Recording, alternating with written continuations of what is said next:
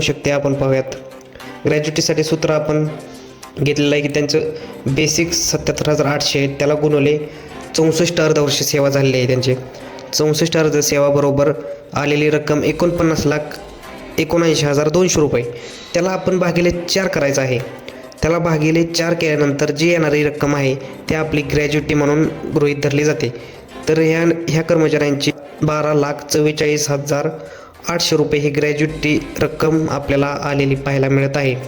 अशाच प्रकारे आपणही आपले शेवटचे बेसिक प्लस जन्मदिनांक प्लस नियुक्ती दिनांक प्लस निवृत्ती दिनांक वापरून ह्या प्रकारे आपण ग्रॅज्युएटी उपदानाची रक्कम काढू शकता. आणि अर्धवर्ष सेवा ही आपल्याला गृहीत धरली पाहिजे. समजा ह्या मी कर्मचाऱ्यांचं 31 वर्षची सेवा गृहीत धरली होती, त्याला 31 गुणिले 2 हे 62 आलेली जी सेवा आहे ते अर्धवर्ष प्लस 6 महिन्याच्या पुढे गेलं तर 2 महिने